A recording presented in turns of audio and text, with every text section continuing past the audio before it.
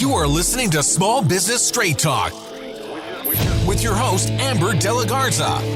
Amber is a sought-after coach, trainer, speaker, and writer who gives small business owners the straight talk on productivity, time management, business systems, leading your teams, strategic decision-making, and mindset. No BS, fluff, or overused jargon. Just actionable strategies to get results and succeed in business. And here is your host, Amber De La Garza, the productivity specialist.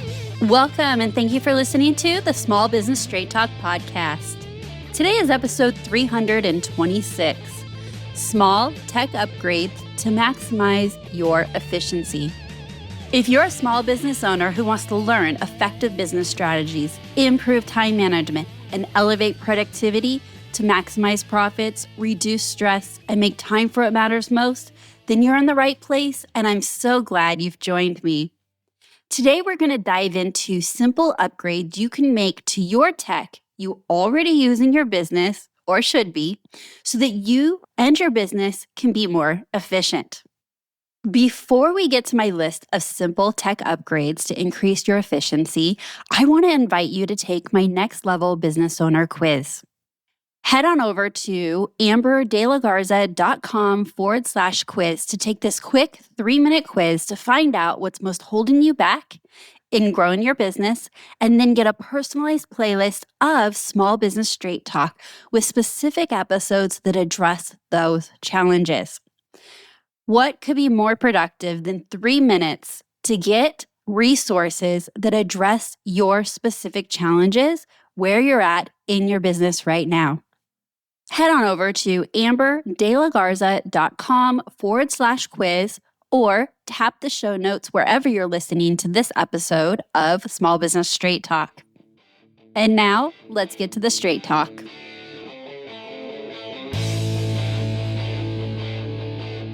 As business owners, we're constantly trying to better manage our time and increase our efficiency, which often leads to big vision thinking and asking questions like, who should we hire to fill this gap? Or what SOPs and checklists should we create to streamline tasks and processes?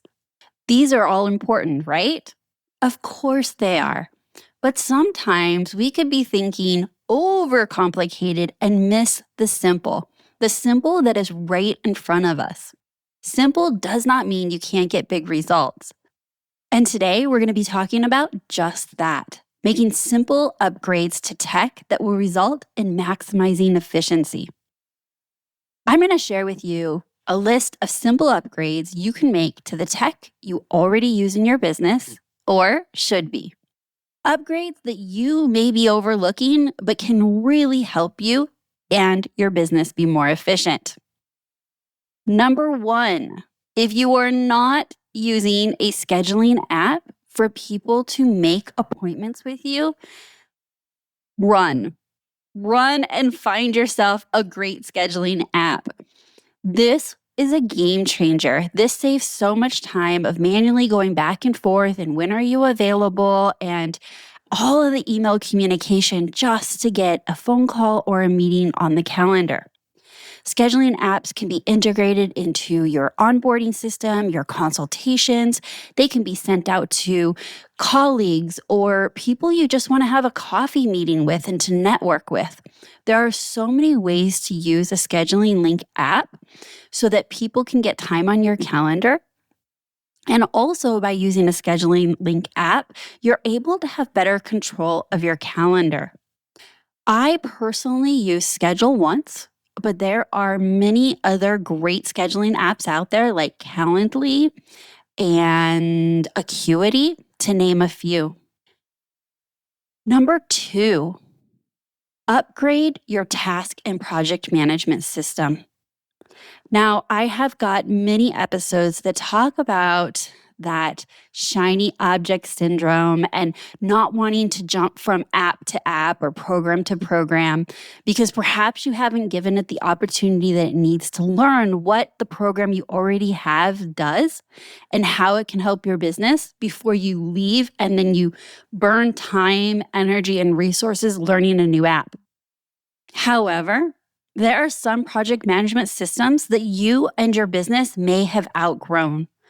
Or On the flip side, maybe you're using a project management system that is overly complicated, and simplifying it is going to create more efficiency. I personally use ClickUp, but I didn't always do that. When I was a team of one, I used Microsoft Office, I used the calendar, and I used the task management system. I was in corporate before starting my business. I knew it and I knew how to use all of the different features. But as soon as I added someone to my team, I outgrew Microsoft Office. Then I went to Trello, and Trello worked, but as the business grew, the demands grew, and I got past one part-time VA, Asana broke for us. And that's when I went to ClickUp. And I really, really love ClickUp, but I personally love project management and I love all the details and I love all the customized features. I do acknowledge that ClickUp is not for everyone, as it can sometimes be a little difficult to set up and maintain. However, if that's your jam, then I highly recommend you check out ClickUp. We have some episodes we'll link to and resources we'll link to about how to get set up in ClickUp. But another great one too is Asana. Many of my clients use Asana, and I find that that's a great middle ground between the simplicity and lack of features in Trello, and then also the overabundance of features in ClickUp. The actual task and project management system doesn't matter as much as does it fulfill your needs? Can you get in it? Can your team communicate in it? Is it running your tasks in a way that creates more efficiency than it's costing you in maintaining the system? A good task and project management system should supercharge your efficiency and communication amongst your team members.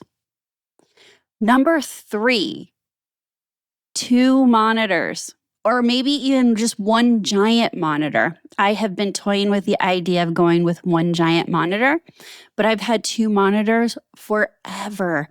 And I see all too often clients working from a laptop or one computer, and they're switching. There's just a lot of inefficiencies. Now, just like the task and project management system, there's like a light side and a dark side. With dual monitors, you may be more tempted to multitask. But that's a whole nother episode. And if you're challenged with multitasking, we'll be sure to link out to those episodes in the show notes. However, there are so many times that you need to be looking at one screen and then actually working on the other screen. I run my whole business virtually, so I'm often on one screen in Zoom, and then I have the other screen with client notes or references or resources. Whatever I need for that meeting is up on the other screen. The other way that I work by using 2 monitors is that I always have up on one screen my calendar for the day, where I've planned my appointments, I've planned time blocked my tasks and projects, and I keep that up to keep me on track. And then I'm working on the other screen. Now, I do want to note here that whether you work from a desktop and you have 2 screens and monitors, or you work from a laptop because you are mobile a lot, but when you're in the office with head down work, you can add another monitor. You can add 2 more monitors and not even look at your laptop screen and just use it as the actual computer part of it. There's a lot of options. I would go Google it and find out what resources are available to you based on your current setup. Number 4, Wi-Fi speed. All right, I just did this. It was a whole audit. In fact, my Wi-Fi speed and computer speed, which I'll get to in a moment, are the reasons why I'm even doing this episode. I just went through this whole audit. I work from home, and I was like, there's got to be faster Wi-Fi speed. I was getting 1 gigabyte to my house and nowhere near that on my actual working computer. And so I went to Best Buy and I did some research, and we upgraded our routers to the Euro Pro 6E. And I do know that there is actually a Euro 7, but a lot of devices do not actually support that yet. And by upgrading our routers and auditing our internet plan and speed, I was able to increase it tremendously. So, my advice to you is look into what package you have. There are different packages and levels. If you're not aware of that, you can upgrade. Sometimes you can get like a boost and pay extra to get extra fast speed in your area. There are different options for different areas, but I would make sure that you and your team and your business are on the fastest internet. And then look at your Wi-Fi routers to make sure that that's actually hitting your devices in an efficient way. If you're not sure what kind of Wi-Fi speed you have, just type into Google speedtest.com and hit run. And you can do that on any device, your laptop, your desktop, or your phones, and see what kind of speed that you're getting. And is that what you're expecting, or could it be upgraded? Number 5 is update your computer or laptop, and specifically outdated hardware on either your laptop or computer.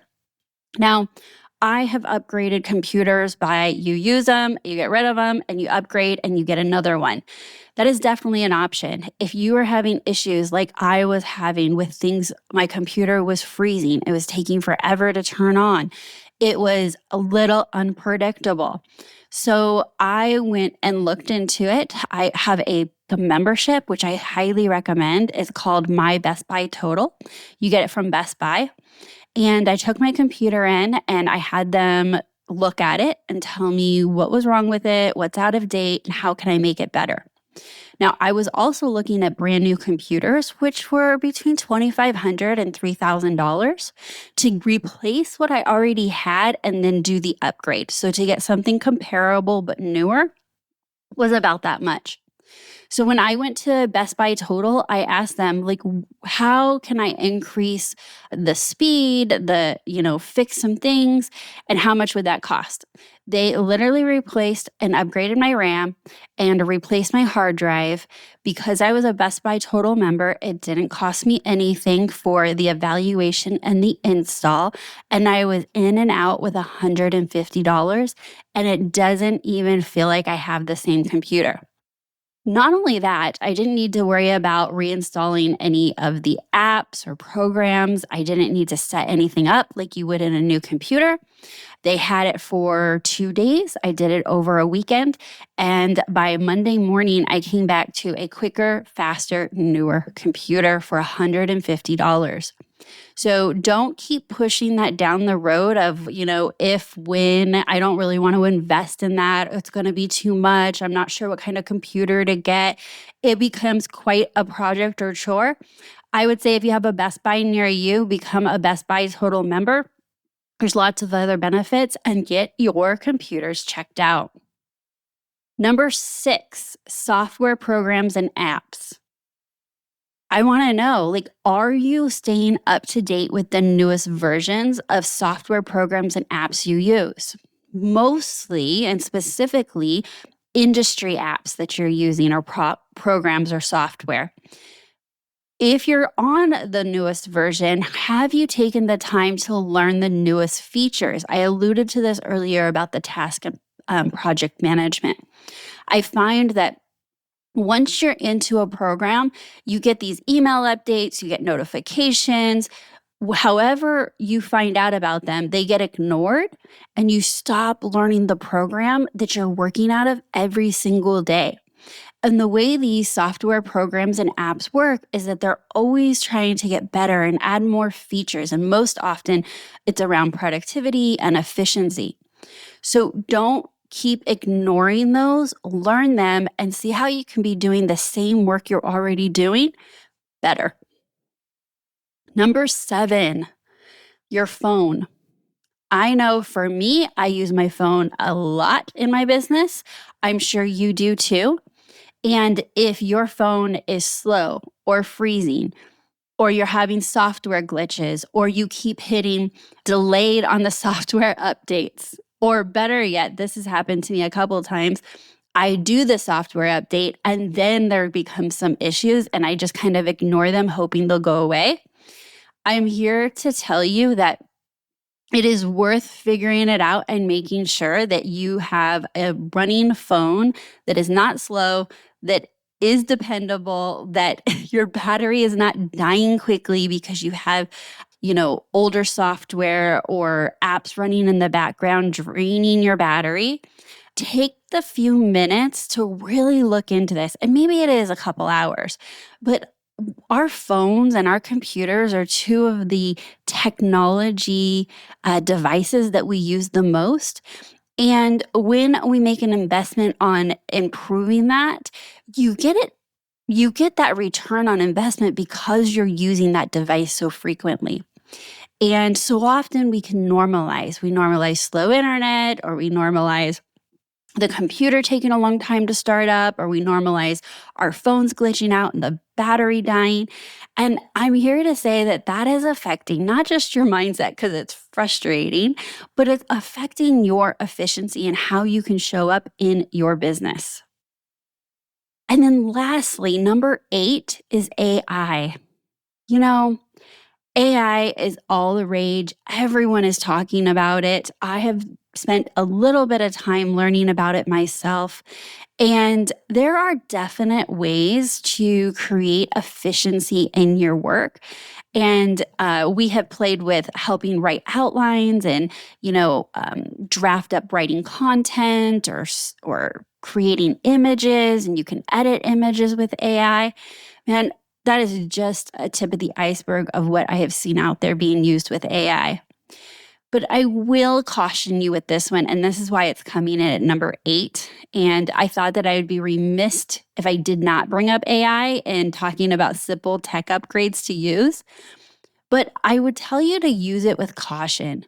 Make sure that you are producing something, even if done with AI, that the finished product is still you. It's your brand, it's your tone, it's something that you would have said anyways.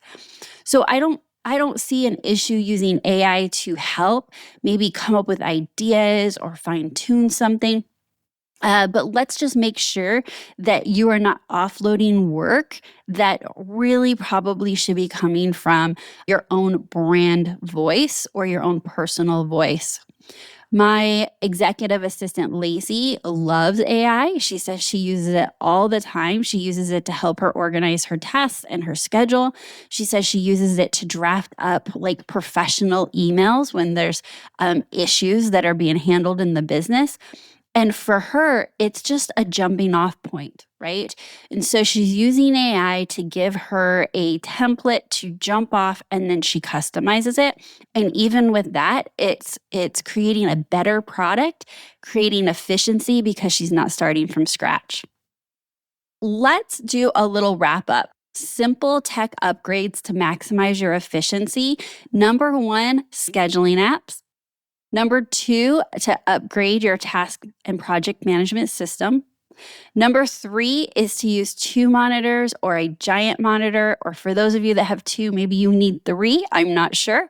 But 1 is just not going to cut it in this day and age.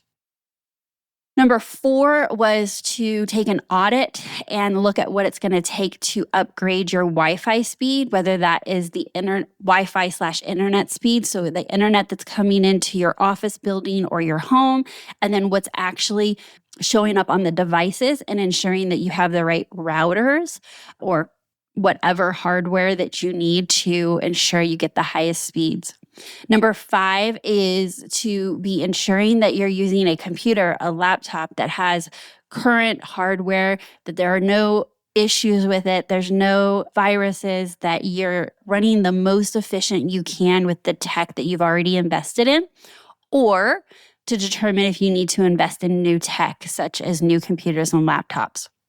Number 6 is software, programs, and apps, making sure you're on the newest version and learning the features of all the newest versions of the programs you use most frequently. Number 7 is your phone. And number 8 is AI, as we spoke of. Increasing your efficiency so you're making the best use of your precious time and that of your employees is important for every business owner.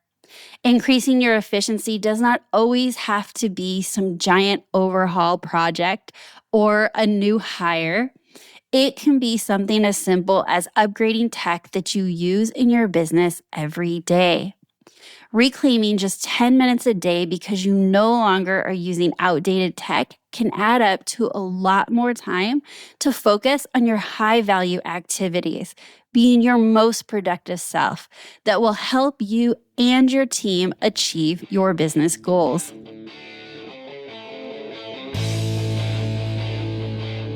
Thank you for tuning into the Small Business Straight Talk podcast, and I sure hope you found today's simple but valuable tips on how to upgrade your tech.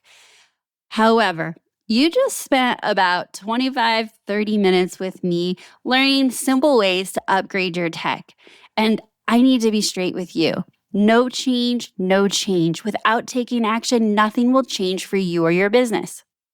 So based on the list I shared with you, I guarantee that there was one of them that stood out. Like you're like, oh my gosh, my internet is so unpredictable. It always goes out or it's so slow.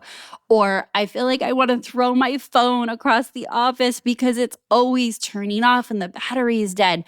Whatever your specific frustration point is, maybe it's as subtle as it is just doesn't feel right inside your project and task management system.